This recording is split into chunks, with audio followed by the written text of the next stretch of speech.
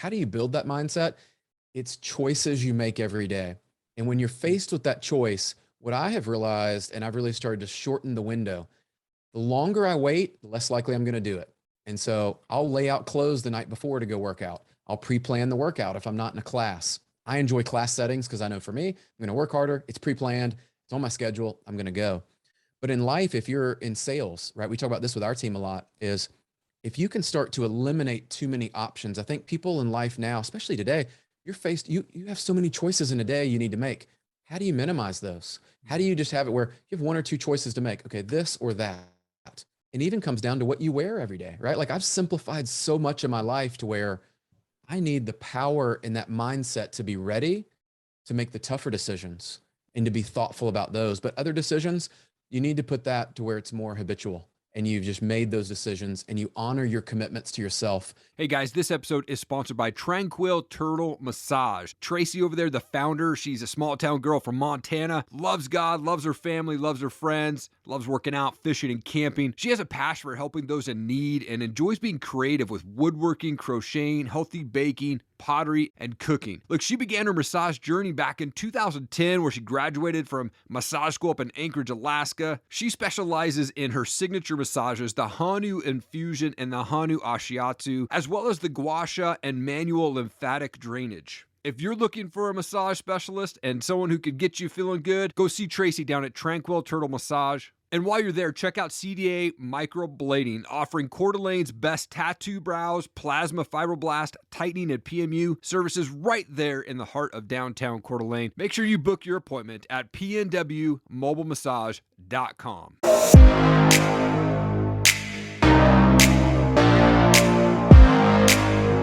Brian, you're a husband, father, wealth advisor, VP at loanDepot, author, speaker, former pro soccer player, also a podcast host, and much more, man. Thank you for your time, man. I really appreciate it. Dude, I'm looking forward to it, Erik. So thanks for having me on, and I'm excited to jam and collaborate here. Right on. I love to go back with my guests. I think you grew up in Memphis, right? Like, what was childhood like for you? Yeah, Memphis, Tennessee. So I was fortunate. My dad was, for those that had a dad that was a coach, my dad was early on coach, and I was out in the ball field. My older brother was 5 years older. So most of my childhood, I was literally spent on a field, and being the younger brother, I was always trying to chase him or like his older friends. And that really instilled this competitive drive of who I was. And I was extremely fortunate. For those that follow soccer, I had Kyle Rote Jr. early in my life, who was one of the first American football players that played with like Pele and guys that you would know. Wow. And he coached at our church. And so I did that, soccer, basketball, like just give me a ball, right? Put me on a field and do all that. So I tell you, that's really where a lot of who I am today as a dad, as a leader, as a husband, all of that is both my parents worked exceptionally hard, stayed in the same world. My dad was a psychologist. My mom worked for the city and retired there after 30 years. And one of those, like, you don't hear about people staying in the same companies anymore. Yeah. It taught me a lot about work ethic and really integrity. And I would say even to this day, just loyalty, those things that kind of instilled who I am. I love it. Who was it who was your biggest influence as a kid? I have to go to my parents. You know, everybody's like, they spent the most time. And I can remember back to this. I mean, Erik, I traveled quite a bit, and I was fortunate to play and traveled to Europe and all that as a teenager. Yeah. And when I was playing in town, or even a couple of the trips we went overseas, my parents, and now I understand probably some of the sacrifices better that they made to be at those games. But, you know, as a parent, you can see that. And now that my daughter's playing and everything there, so I would say my parents, you know, just the way that they, not only just the faith and the spiritual side of their guidance, but also just teaching me how to be, you know, somebody of integrity, somebody that works hard, things that, look, I don't think those things happen by accident. And so I'll go with both my parents. Yeah. Oh, that's amazing. I coach my son's baseball. He's 8, and I've coached the last 4 years, and, you know, very involved. And I'm one of those parents that, like, I don't want to miss a game, you know. And one time, a couple years back, an employer said, "Hey, you've got to travel." And I missed 2 of my son's games. And I was like, ain't happening ever again. I was so upset with myself that I allowed that to happen. But ever since then, I've not missed a game, and, you know, coached his game. And my daughter, she does different sports and jujitsu and stuff like that. So I never miss any of that stuff. So really dedicated, and totally understand that, you know, as parents, we have to be there for the kids. You end up playing soccer, professional soccer, and you were playing for Olympic U17 and U23 teams. What was that experience like? And how was playing at that level shaped you as the person that you are today? Oh man, great question. And I look back, a lot of great memories with that is, I think in that season, you almost in life, you don't realize the levels that you're at and that there are other levels. And I think the first lesson for me that I took out of that was there's always another level. Like when I Mm. would make it, there's a state team, then there's a regional team of like 12 states. And then there's four of those. Then you go to make the national team or the Olympic team. And you realize like these are the best of the best in the whole country. And very quickly, you start to see, wow, what makes them special? Mm. What makes them different? And I realized very quickly is most everybody was gifted in the sense of like they could pass the ball, receive the ball, move well. They were strong, they were fast, all of that. Something up here was different. And I started to notice that very quickly. Like, how do they respond to failure? How do they respond to a bad pass or their player that they're marking scores on them? Like, how do you respond to those things in a game? And then it also taught me, I'd say lesson number two was it wasn't what you just saw. Like when you came to the practices, yes, we trained hard and we trained for a lot of hours. What I really quickly started to understand was it's how you took care of your body, both your food, right? Your nutrition, how you started to strength train, all these things that were happening off the field that no one would ever share. And I share this story often is, I realized in that moment when I came back from my first, basically what we call training camp, I started running and getting up at 5 a.m., 5:30 a.m., and I would have to start putting miles in because I recognized I wasn't at the fitness level that I needed to be at to perform there. And so I think what it taught me was assess where you are, realize that there's always another level. You got to be willing to put the work in. And then the third lesson that I use today with teams and even my family is if you can get along with diverse people on your team and you can help guide the team to win and control and influence attitude, behaviors, and performance, you're actually more valuable, right? Because the most talented person, if they're a cancer on the team or not someone that everyone wants to be around, you realize very quickly they won't make it at that level. Yep. There's somebody else waiting to take your spot. And so you've got to be able to build relationships with a wide variety of different people and realize that everybody has something to offer. Can you bring out the best in others around you? You can, life's going to work out a lot better for you. Oh, that's so huge, man. It's so big. I love that, dude. I mean, I'm a big believer in mindset in is everything. No matter what you go through, hurt, pain, wins, losses. But you have you've put together a very strong mindset, right? Going through all of that and playing soccer. But what can folks do to kind of master that art of growth mindset? So I love this is wherever you are today, there are actions that you and only you know you need to take. Mm. And so even this weekend, right? So I'm walking on Sunday. We had a bunch of people over at the house on Saturday night and we're up later than normal and all that. So, I normally go to bed a little bit earlier and we're up late, but it was awesome because I got to invest in relationships. I woke up the next morning and I had a decision to make. Am I going to go work out or am I not going to go work out? We are all faced with that every day. If you can start to build that mind like a muscle and do things when you don't feel like it. And I have this saying that I would encourage people to steal it. It works for me. And actually, Dr. Kevin Elko shared it the first time I heard it. He works with University of Alabama and all that. And it's basically actions over feelings. And champions are always going to choose actions over their feelings. And look, let's be honest and real about this. Is there are days I wake up, I don't want to go do anything. I'd rather sit on the couch, hang out, watch my favorite Netflix and like just binge eat and just chill, like have a great time. Well, the results of that aren't going to really work out in my favor. The business isn't going to grow. My family's not going to be happy about that. Yeah. And you know what? I'm not going to be healthy. So those are commitments I've made myself. So how do you build that mindset? It's choices you make every day. And when you're faced with that choice, what I have realized, and I've really started to shorten the window, the longer I wait, the less likely I'm going to do it. And so I'll lay out clothes the night before to go work out. I'll pre-plan the workout if I'm not in a class. I enjoy class settings because I know for me, I'm going to work harder. It's pre-planned. It's on my schedule. I'm going to go. But in life, if you're in sales, right? We talk about this with our team a lot is if you can start to eliminate too many options, I think people in life now, especially today, you have so many choices in a day you need to make. How do you minimize those? How do you just have it where you have one or two choices to make? Okay, this or that.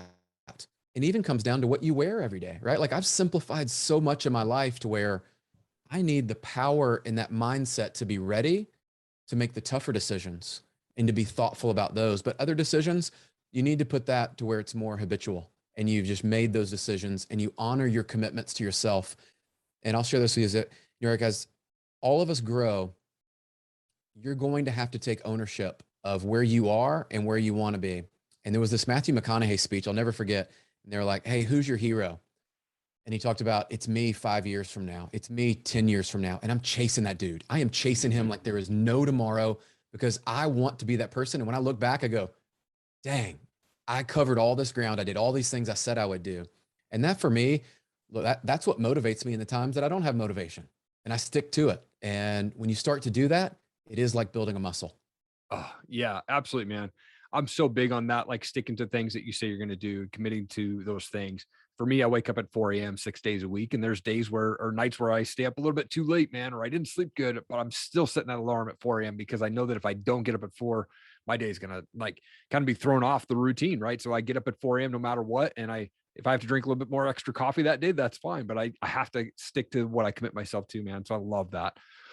I noticed when I was looking at your website that you have some key things that you live by that really resonated with me. Be kind to others, always be a learner and addicted to growth, be hungry, share your talents, surround yourself with great people, be passionate. Of those key things, what do you feel is the most important and why? The season I'm in right now, it's about learning and growing.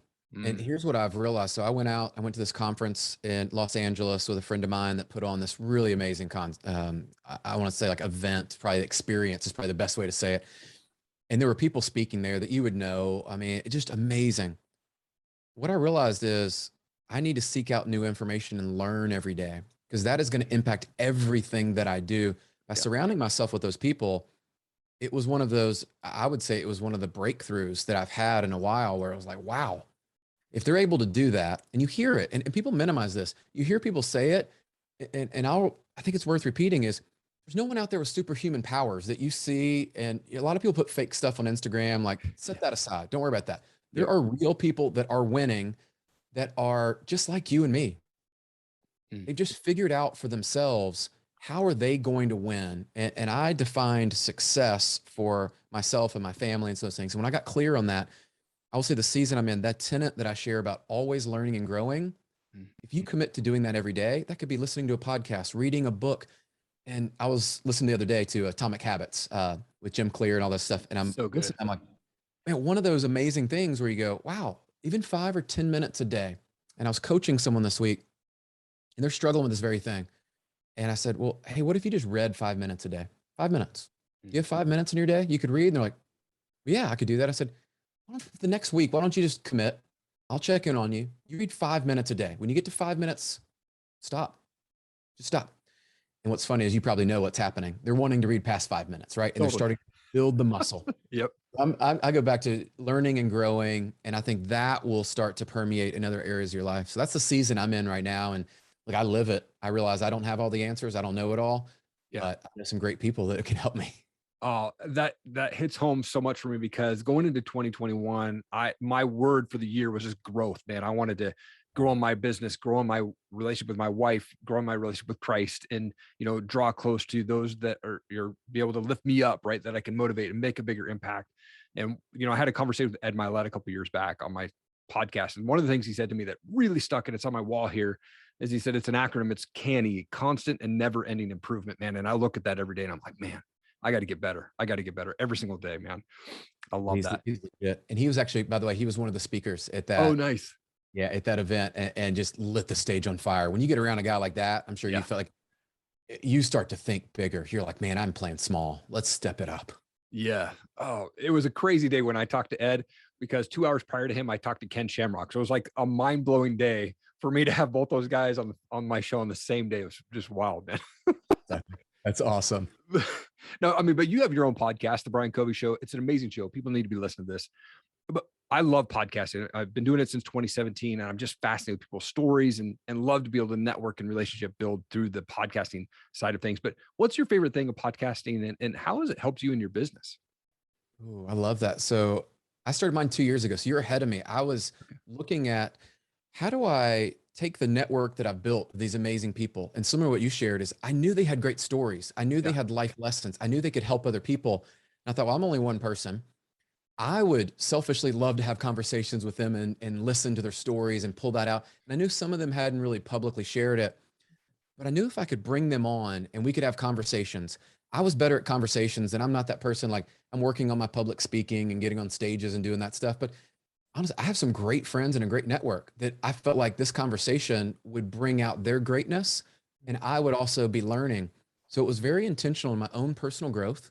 And then I also felt like it would build my network even more. And the biggest surprise was beyond me learning things that I never thought I would learn. I mean, I don't know about you, but I go back and listen to my first 5, 10 episodes and I'm like, oh, wow. Totally. We've come a long way. Yeah. It also tells me I have a lot longer to go.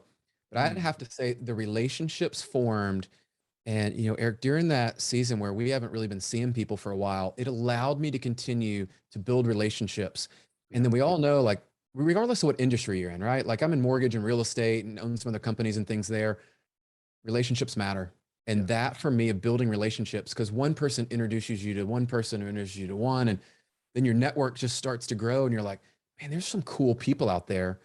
And what I have loved at that conference earlier this year, and there's one coming up in January, there are people I've never met. I feel like I know them, I know their family, I know their story, and we are forever connected. And Mm. that you can't trade it. Is it hard work? Yes. Yeah. I've invested money, I'm sure like you have into it. And So- and I look at it like it's me growing myself, but what can I give back to the world? And part of that's just let me share my network and some of my insights in life.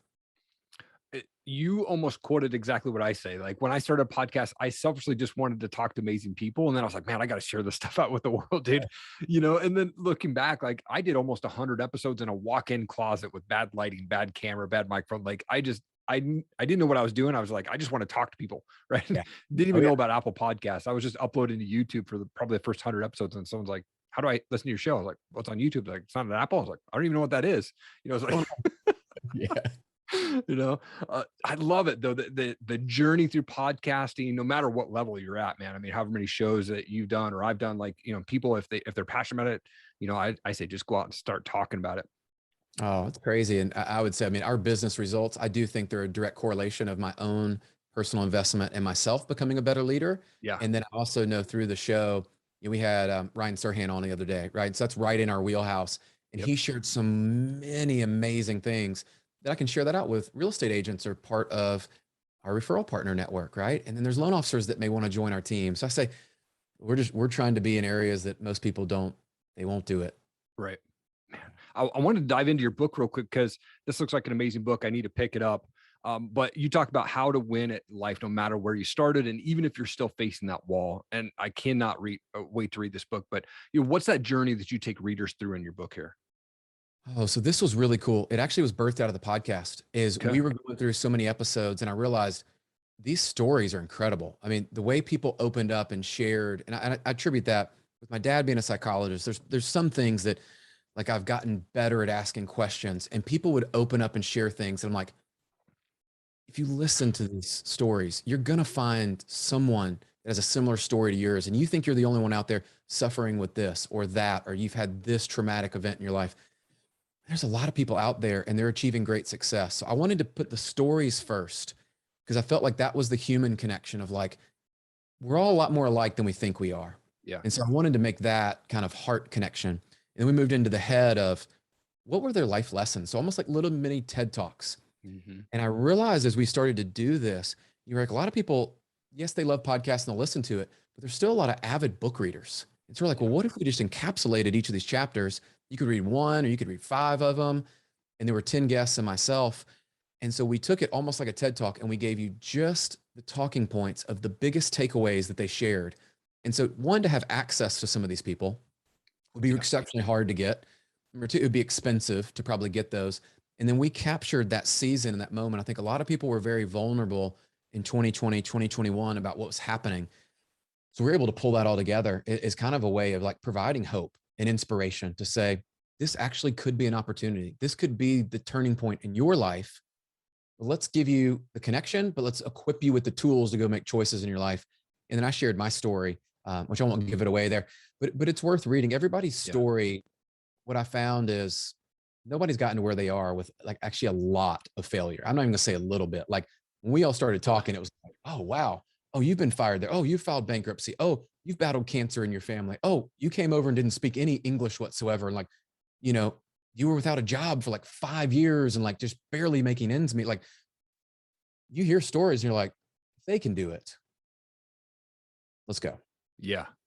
Oh man, it's so good. I think one thing that I acknowledged or realized about probably 10 years ago is my past and other people's opinions do not define my future. I was that kid who grew up in the broken home. I had to fight my mom's boyfriend. I was 13. I was in jail at 18, bankrupt at 21. I mean, I've got a short sale and I was battled addictions and, now 17 years sober, married to my best friend for almost 17 years, breaking those chains of addiction, abuse, rejection, and divorce, and it just shows like, I think anybody, if they want to make a change in their life, all they have to do is decide and then take action. Right. I mean, so huge, man. So huge. Where I'm at, the housing market is absolutely insane out here. I'm in Coeur d'Alene, Idaho, crazy market. If you're a local person, you can't even afford a house. Like, curious though, how did you end up in mortgage? And then, where do you see this housing market going? Question. So short version is I stumbled into it. I loved finance, accounting, all that in college. I was playing soccer there and I had some great teachers, right? We had people from FedEx and International Paper and all these guys that would volunteer and they would teach. I just fell in love with it, probably because I had great teachers. And so I enjoyed that. And then it moved into my wife and I, we were engaged at the time and I had friends, including us, that we were looking to buy a house. And the process was horrible. I mean, when I say horrible, like I didn't want to buy a house. Like once I started the process and the application, they want all these documents and all this stuff. And do you qualify? And you're so nervous and all this stuff. I was like, you know what? If I'm going through it, my friends are going through it. There's probably other people. I said, you know what? I like people. I like finance and numbers. I don't really have any experience. So like, how do I go in? So I went to a job fair. No joke. I had been turned down for so many jobs. Like nobody would hire me. My resume read soccer, more soccer. And so I finally had a company that would take I'd say a risk, a calculated risk. And they're like, we're going to coach you, train you, and teach you up. Let me say, I fell in love with the business because helping people buy their home, there's always something. I remember the first time we bought our home and then now helping people to actually buy their home. We have a slogan that home means everything. And we found that out in 2020. Like when we all got sent home and your kids are home, if you have kids or you're working from home and all that, you realize like your home is more than just a place you come to and put your head down at night or eat food and all that. Like it is everything. Yeah. And I have absolutely loved this journey because as I've grown in my experience, now I'm able to bring other people and people that with no experience into the industry. And it affords you an opportunity because it's still competitive. You still got to be on top of your game. And I've absolutely just fallen in love with it. So that was how I fell into it there. Yeah. As far as the housing market, that's a great question. We saw record appreciation this year, close to 20%, really across the nation, which is unbelievable. Normally you'll see that around anywhere from 5 to 8% is a great market. Wow. Well, we know that's going to cool down a little bit. And that doesn't mean we're going in reverse. A lot of people talk about like, oh, there's this bubble, there's these things happening. No, there's not. Let me just clear that up for you. What's going to happen is record appreciation. It's like a stock that rides and it goes up. At some point it levels and it has growth, but it's not going to be at the same rate. So we think there'll probably be anywhere from 8 to 10%, maybe even some markets, it's very local, will be more than that. What we're fighting though is this inflation, right? Record inflation this year has been pushing rates up. So we're not sure about this omniant variant kind of thing going on. Is that going to bring rates down? What's that going to do? My belief and our kind of intelligent people on our team, we think rates are going to continue to go up a little bit. And so if you're looking to buy, there's the double whammy factor you got to think about is one, rents are going to go up faster than appreciation next year. We believe it'll be 10 to 15%. Most rent will go up. We've got home prices going up and you have rates going up. So what's that mean? Payment goes up. Yeah. Payment goes up. Yeah, for sure. But here's the beauty. So the Federal Housing Group just came out and they raised loan limits. And all that really means for somebody buying out there is you could put down 3.5% down or 5% down. So that house that went up in appreciation 20%, you might actually be able to put that down payment versus a 10 or 20% down payment. So I still think it's a great time to buy. I'm a big believer, cornerstone of your wealth, you should have real estate. It's just proven to be over the years. So I would get with a mortgage advisor like we train our team and figure out your options because we believe this is still going to be a great time to buy. And you just got to find the right mortgage for you. Yeah, man. You talked about this earlier, but you used to wake up at 5:30 a.m. and get those miles in. I'm big on morning routines. What's that morning routine like for you? So I'm still around 5. So I'm not quite as early as you're coming out there. And I like to spend a little bit of time, just first 30 minutes to an hour before our youngest wakes up. And it's just me. And usually I'll listen to a podcast. I'll read something. I'll read scripture. I mean, I know you probably relate to that is like for me, just centering my day, like my faith and all of that just kind of brings me back and have some gratitude within that. And I just slow down. I'll go in, I'll respond to anything if it's urgent, just kind of get things through the day. I am re-looking at my schedule. And then I'm typically either in a 6 a.m. class If I do those Monday, Friday, usually, or I'm going to a mid-morning class because I want to see my kids before they go to school. We have all three different schools. So I do want to see them because the reality is I won't see them till after 5 later today. Right.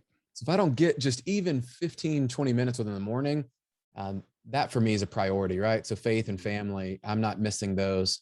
And I've spent too many years missing some of that. So that's usually my routine there.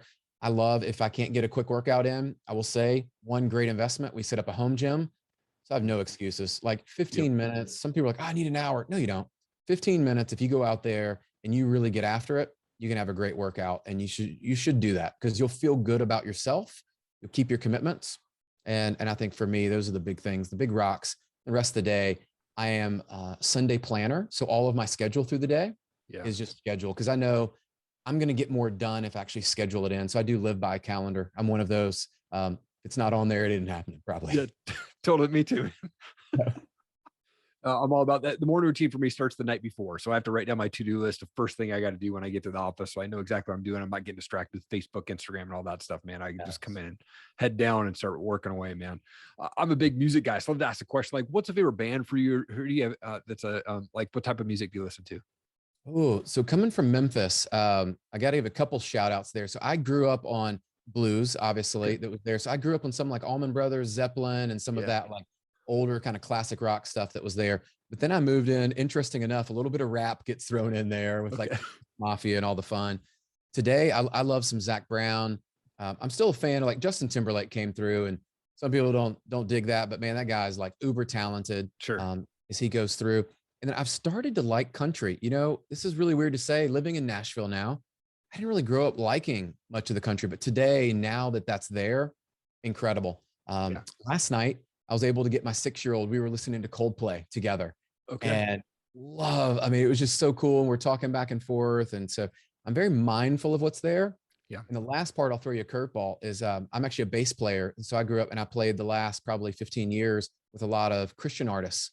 And so there's some of them like Chris Tomlin and some of these guys that I can listen to them in Hillsong all on repeat, right? Like just, I could turn on Hillsong and just be done for the day. So I'm a little bit all over. I love it. I love it, man. Yeah, me too. I used to just be straight metalhead when I was in high school, and it's kind of mellowed out a little bit, but I still like to bring it back every once in a while.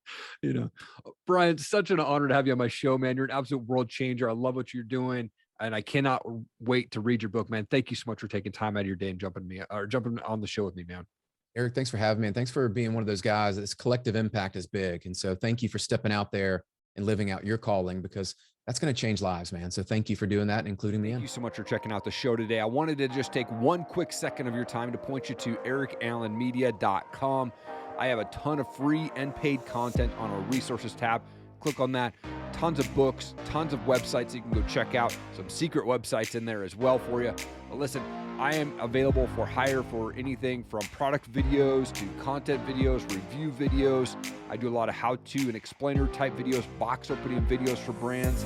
I also do laser engraving for anything that's wood product. So if you need some, coasters made or fun tags or something like that, shoot me a DM. Happy to help you out. You can check out some of my work on our YouTube channel there.